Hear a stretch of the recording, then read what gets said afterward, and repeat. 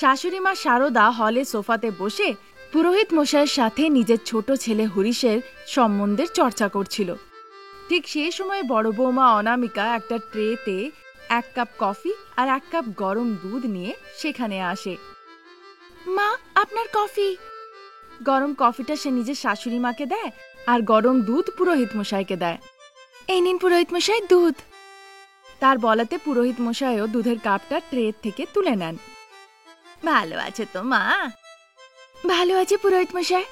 আপনি আমার বিয়ে দিয়ে খুব ভালো বাড়িতে পাঠিয়েছেন। এই ঋণ কখনো শোধ করতে পারবো না।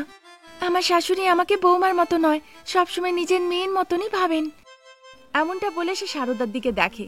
শারদাও কফি খেতে খেতে অনামিকার দিকে তাকিয়ে বলে, এই সব অনামিকার ভালোবাসা পুরোহিত মশাই।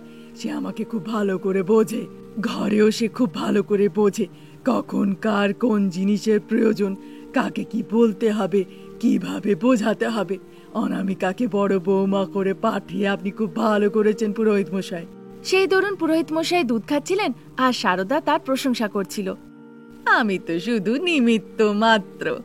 রমেশ আর অনামিকার জুটি তো সব ঈশ্বরেরই ইচ্ছে। তারা আজ এক হয়ে সুখে সংসার করছে। এরকমটা বলতে বলতে দুধ খেয়ে সে দুধের কাপটা অনামিকাকে দিয়ে দেয়। তারপর অনামিকা ওই কাপটা নিয়ে শারদা যে কফি খাচ্ছিল সে তার কাছে যায়। খুব গুণবতী, পরিবারও খুব ভালো। এরকম একটা ভালো বৌমা আপনি আমাদেরকে দিয়েছেন। তাই পুরোহিত মশাই বলছি, ছোট বৌমার আনার দায়িত্বটাও কিন্তু আপনাকে দিলাম। ভালো মেয়ে হবে, 2 বৌমা মিলে পরিবারটাকে সুন্দর করে রাখবে, তাহলেই তো সুখের সংসার হবে। আচ্ছা বেশ, আমি আমার পুরো চেষ্টা করব। তারপর তিনি চেয়ার থেকে উঠে শারদাকে হাত জোর করে প্রণাম করে। শারদাও হাত জোর করে নমস্কার করে। তারপর পুরোহিত মশাই আনন্দিত হয়ে সেখান থেকে চলে যান। অনামিকা কফির কাপটা আর দুধের কাপটা নিয়ে সোজা রান্নাঘরে চলে যায় আর সেখানে গিয়ে রান্না বান্না করতে লাগে। ওদিকে শারদা টিভি দেখছিল, হঠাৎ করে কলিং বেল বেজে ওঠে। শারদা টিভির রিমোটটা সোফার ওপরে রেখে দরজা খোলার জন্য উঠে যায়। ততক্ষণে আবার কলিং বেল বাজে। শারদা গিয়ে দরজাটা খোলে। দরজা খুলে দেখে তার ছোট ছেলে হরিশ আর তার সাথে বুরখাতে একটা মেয়ে যার মুখটা ঢাকা ছিল সে দাঁড়িয়ে আছে। শারদা তো দেখে অবাক। তখন হরিশ বলে, মা মা। তার আওয়াজ শুনে শারদা নিজেকে একটু সামলায়। তারপর সে রেগে মেগে হরিশের দিকে তাকায় যে একটি মুসলমান মেয়েকে বিয়ে করে সঙ্গে নিয়ে এসেছিল। হরিশ লজ্জাতে নিজের মাথা হেট করে নেয়। তাকে দেখে ওই মুসলমান মেয়ে সাধিকা তাকে বলে, মাথা হেট কেন করেছো হরিশ? তুমি কোনো ভুল করেছো নাকি? না আমাকে বিয়ে করাটা তোমার পছন্দ হচ্ছে না? তার কথা শুনে হরিশ নিজের মাথাটা তোলে। তারপর সাধিকাকে বলে, আমি তোমাকে খুব পছন্দ করি, তাই তো তোমাকে বিয়ে করে সোজা বাড়িতে নিয়ে এলাম সাধিকা। এমনটা বলে সে শারদার দিকে তাকায়। শারদা রেগে মেগে তার দিকে দেখে আর মনে মনে ভাবতে লাগে, এই মেয়েটা আমার ছেলেকে নিজের বুরখার সাথে বেঁধে রেখেছে। কিছু বললেও কি এ শুনবে? কোনো লাভ হবে না। ভেতরে ভেতরে রাগে তারপর মুখের ওপরে বলে, এসব কি? তার আওয়াজ শুনে আশেপাশের প্রতিবেশীরাও বাইরে বেরিয়ে এসে দেখে হরিশ একটি মুসলমান মেয়েকে বিয়ে করে বাড়িতে নিয়ে এসেছে। তা দেখে তারা নিজেদের মধ্যে ফিসফিস করতে লাগে। শারদার চিৎকার শুনে অনামিকাও ভেতর থেকে বাইরে বেরিয়ে আসে। দেখে হরিশ একটি মুসলমান মেয়েকে বিয়ে করে বাড়িতে নিয়ে এসেছে। মা, এভাবে রাগারাগি করবেন না। সকলে যে আমাদের দিকে তাকিয়ে আছে। ঘরের ভেতরে গিয়ে কথা বলি। হরিশ, তুমি এখানেই দাঁড়াও। সঙ্গে সঙ্গে ভেতরে গিয়ে সে আরতির থালা নিয়ে আসে। তা দেখে হরিশ আর সাধিকা খুব আনন্দিত হয়। সাধিকা, এ আমার বৌদি, আমার মায়ের পরে এই আমার মা। ডান পা আগে করে এসো, ঘরের ভেতরে ঢোকো। এমনটা বলে সে আগে ঘরের ভেতরে ঢোকে। তারপর হরিশ সাধিকাকে নিয়ে ঘরের ভেতরে ঢোকে। শারদা রেগে মেগে তার পিছু পিছু আসে। এই বুরখা পরা মেয়েটা তোমার স্ত্রী হতে পারে, কিন্তু এ কখনো এই বাড়ির ছোট বৌমা হতে পারবে না। এমনটা বলে শারদা ঘরের ভেতরে চলে যায়। সাধিকা কান্নাকাটি করতে লাগে। তাকে কাঁদতে দেখে অনামিকা নিজের হাত তার কাঁধে রেখে তাকে বোঝায়। তখন সাধিকা মনে মনে ভাবে, আমি খুব ভালো করে জানি ছোট বৌমার রূপে আপনারা কিভাবে স্বীকার করবেন। মনে মনে ভাবে। এভাবেই তাদের দিন কাটছিল। ঠিক যে সময় শারদা নিজের ঠাকুর ঘরে বসে মন্ত্র বা শ্লোক পড়ত, ঠিক সেই সময় সাধিকা বাইরে বেঞ্চে বসে জোরে জোরে কুরআন পড়তে লাগতো। তার আওয়াজে সারদার অসুবিধা হতো, খুব রাগ করত। বড় বৌমা। তার ডাক শুনে অনামিকা তার কাছে যায়। গীতা, বাইবেল, কুরআন এগুলো খুবই গুরুত্বপূর্ণ বই। এগুলো আমাদের জীবনের ঈশ্বরের গুরুত্ব বলে। এগুলো খুবই পবিত্র বই। আমি উপাসনা করো না সেটা বলিনি, তবে তাকে বলো কাউকে বিরক্ত করে এভাবে প্রার্থনা না করে। আমিও চেষ্টা করব যাতে কারো অসুবিধা না হয়। আচ্ছা বেশ মা। তারপর সেখান থেকে অনামিকা কুরআন পড়ছিল তার কাছে আসে। আমাদের শাশুড়ি কি বলছেন? শাশুড়ি মা তোমার আর তোমার প্রার্থনার খুব সম্মান করেন, তোমাকে গুরুত্ব দেন। শুধু এইটুকু চান যে কাউকে অসুবিধা না ফেলে তুমি তোমার প্রার্থনাটা করো। এভাবে সে গিয়ে একদিকে সাধিকাকে বোঝায় আর অন্যদিকে সারদাকে বোঝায়, আর দুজনকেই শান্তিতে প্রার্থনা করার কথা বলে। হরিশ বাড়িতেই থাকতো। সে সাধিকাকে বাড়ির কাজকর্মে সাহায্য করত। সারদা পছন্দ করত না, সে দু কথা শুনিয়েই দিত। একদিন যখন সকলে একসাথে বসে খাবার খাচ্ছিল, ঠিক সেই সময় সাধিকা নিজের পছন্দের মাটন কারি বানিয়ে খেতে লাগে। তা দেখে সারদা বলে, অনামিকা, আজকে সোমবার, তুমি জানো না বাড়িতে এসব জিনিস রান্না হয় না? ওনাকে বলো আমাকে ছোট বৌমা রূপে মেনে নিতে, আমিও বাড়ির নিয়ম কানুন মেনে নেব। তার কথা শুনে সারদা কোনো উত্তর না দিয়ে সেখান থেকে চলে যায়। কিছুদিন পরে ঈদের উপলক্ষে সাধিকা খুব জোরে গান লাগিয়ে ঈদ সেলিব্রেট করতে লাগে। শব্দ সহ্য না করতে পেরে সারদা সাধিকার কাছে যায় আর রেগেমেগে তাকে একটা থাপ্পড় লাগায় আর সাউন্ড সিস্টেমটাকে বন্ধ করে দেয়। তারপর গানও বন্ধ হয়ে যায়। এবার সাধিকা খুব জোরে জোরে কান্নাকাটি করতে লাগে। আমাকে মারার এত বড় সাহস হয় কি করে? আমি তোমার শাশুড়ি আর তুমি আমার বৌমা। আমরা যে কোনো উৎসবই মানাই না কেন, তাতে আশেপাশের লোকেরা, বাড়ির লোকেরা যেন আনন্দিত হয়, কাউকে কোনো রকমের কোনো কষ্ট দেওয়ার জন্য নয়। এমনটা বলাতে অনামিকা সাধিকার কাছে যায়। তার ইশারা পেতেই সাধিকা গিয়ে সারদার পায়ে পড়ে যায়। সারদা সাধিকাকে নিজের ছোট বৌমা রূপে জেলের বাইরে দাঁড়িয়ে রমেশ নিজের স্ত্রী অনামিকার জন্য অপেক্ষা করছিল। একটু দূর থেকেই জেল থেকে বেরিয়ে আসতে সে অনামিকাকে দেখতে পায়। স্বামীকে দেখে চোখ ছলছল করে ওঠে। ছুটে এসে সে নিজের স্বামীকে জড়িয়ে ধরে। বাচ্চারা কেমন আছে গো? তারা ভালো আছে।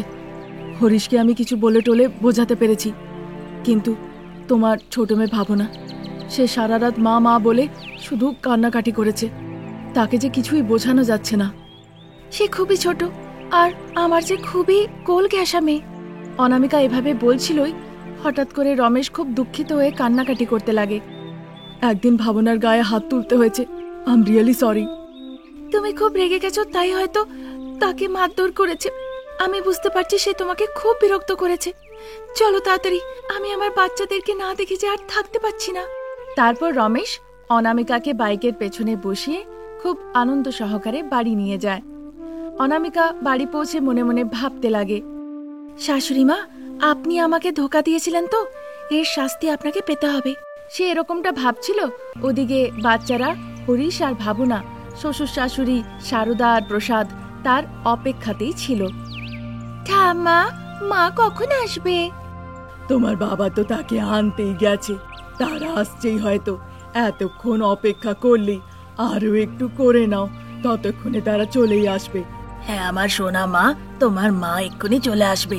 সে আমাদের বাড়ির লক্ষ্মী, সে এলে দেখবে কেমন ঘর জগমগ করে উঠবে।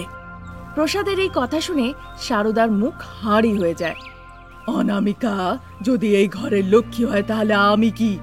তুমি জানো না, তুমি আমার স্ত্রী।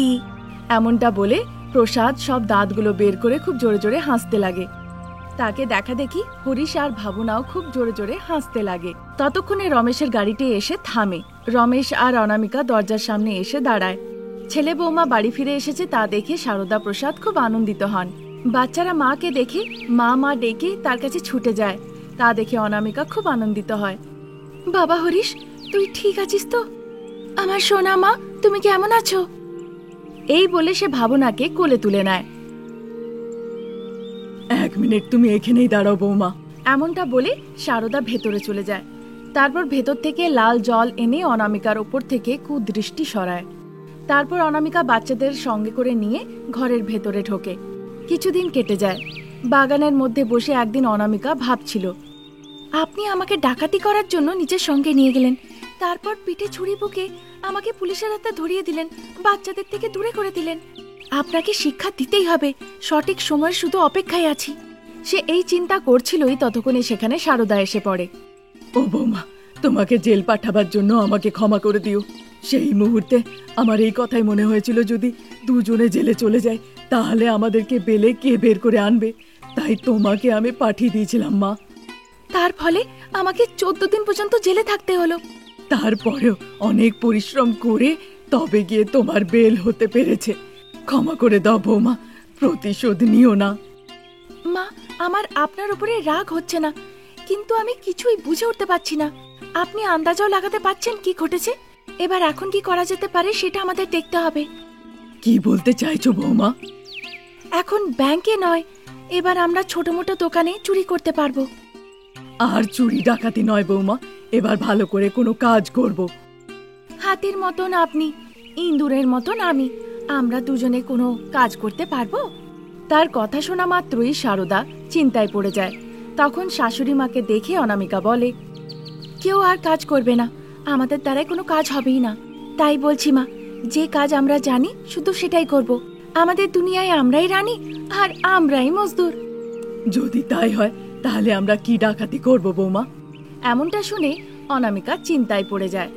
তারপর সে মনে মনে ভাবতে লাগে, শাশুড়ি মা, ব্যাংকে চুরির জন্য আমার নাম লাগিয়ে আপনি আমাকে জেলে পাঠিয়ে দিলেন। এবার আমি এমন করব যাতে লোকেরা এসে আপনাকে কুকুরের মতন পেটায়। তবে এমন কিছু একটা করতে হবে যাতে লোকেরা এরকম প্রতিক্রিয়া দেয়। কিছুক্ষণ সে চিন্তাধারা করে, তারপরে তার মাথায় একটা বেশ ভালো বুদ্ধি খাটে। সে আনন্দে তখন বলে, আসলে মা, এমন যুগ যখন সবার কাছে সেলফোন আছে। তারা এমন সেলফোন রাখে যেগুলো দেখতে খুব সুন্দর আর খুব ভালোভাবে চলেও। বলো কি করতে হবে বৌমা? আমরা একটা সেলফোনের দোকানে যাব। আমি সেলসম্যানের সাথে কথা বলবো। আপনি সেলফোন দেখতে দেখতে একটা ভালো সেলফোন দেখে নিজের ব্যাগে ভরে নেবেন। তারপর আমরা সেটাকে অন্য দোকানে গিয়ে বিক্রি করে দেব। এটা শুনে সারদার মুখ একদম আনন্দে জল করে ওঠে। তারপর আর দেরি না করে অনামিকার কথায় সারদা রাজি হয়ে যায়। তারপর একদিন শাশুড়ি মা সারদা আর বৌমা অনামিকা একটা সেলফোনের দোকানে যায়। সেই দোকানে শুধুমাত্র একটাই সেলসম্যান ছিল।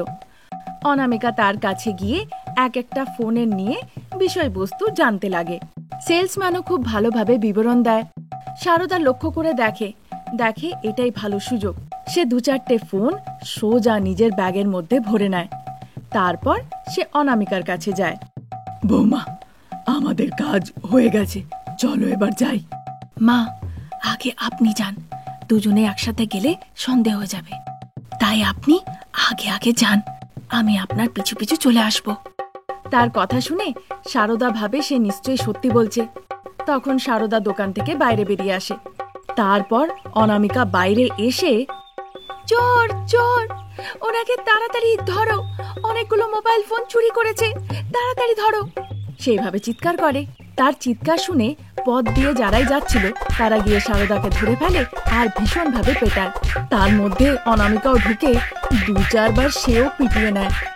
বেচারা সারদাকে এত পেটানো হয় যে সে পাপড় হয়ে যায়। কি হয়েছে মা? এইসব তোমার পরিকল্পনা না?